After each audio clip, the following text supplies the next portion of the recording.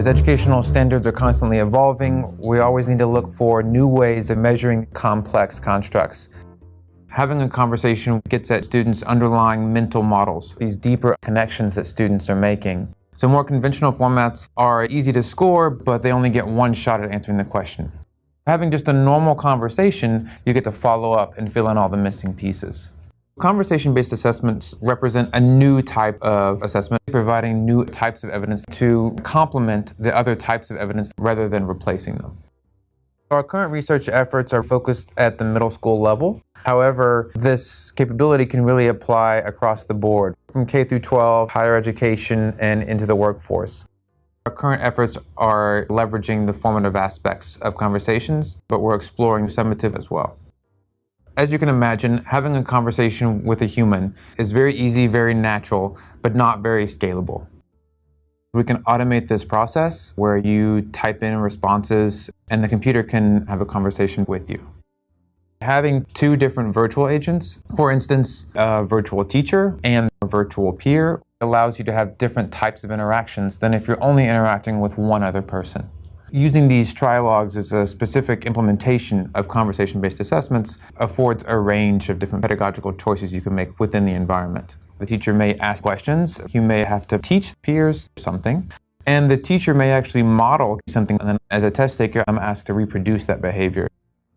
Conversation-based assessments can really help to understand users' zone of proximal development and illustrate more of their knowledge than they would on a typical conventional format like a constructed response. So there's a wide range of ways to implement conversation-based assessments. They could be very small and very focused, as simple as replacing a constructed response item. It could be a chat room-based environment with students talking about complex constructs. They could be all the way up to a 3D immersive environment where you're walking around and communicating with a variety of realistic avatars in different settings. One of the most critical aspects to developing conversation-based assessment is constructing what we call a conversation space. What a conversation might look like as it branches out over time. It represents different ways you could answer a question, whether that includes a full answer, types of partial answers, metacognitive words like I don't know, or if they're just vague and ambiguous. Mapping out this conversation space helps focus on a particular topic and know what context has been covered and what step might need to come next. ETS is leveraging what we call a dialogue engine. A dialogue engine can take students' input, use natural language processing techniques to understand what is the content of that response and what should be the next question to ask the student to follow up. We can also look at the linguistic properties of what students say. Are they writing really long sentences, short sentences? Are they including important connectives like because and therefore? Are they drawing the connections between ideas together? And all of this can come out in how they express things in their own words. As part of our efforts to scale up this capability, we've developed a visual-based authoring tool. So we now have a way for assessment developers to design these conversation spaces that is also a way of programming the dialogue engine. We've developed 6 to 7 different conversation-based prototypes. These represent a range of domains, from English language learning to mathematics to science inquiry.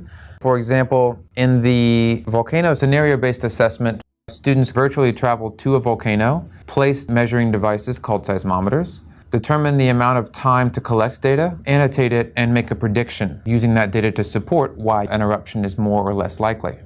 At key points of that same environment, you can have conversation-based assessments where students are talking with other students. The construct there is science, reasoning, and explanation.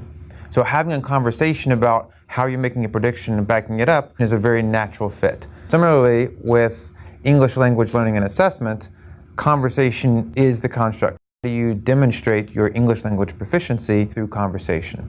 Conversation-based assessments really can tackle anything that involves interacting with other humans, trying to solve problems, and really conveying ideas. ETS is trying to advance the field of conversation-based assessment to stay the leader in the field. This endeavor represents a wide range of expertise coming together, expanding ETS's capability to develop unique and valuable assessments.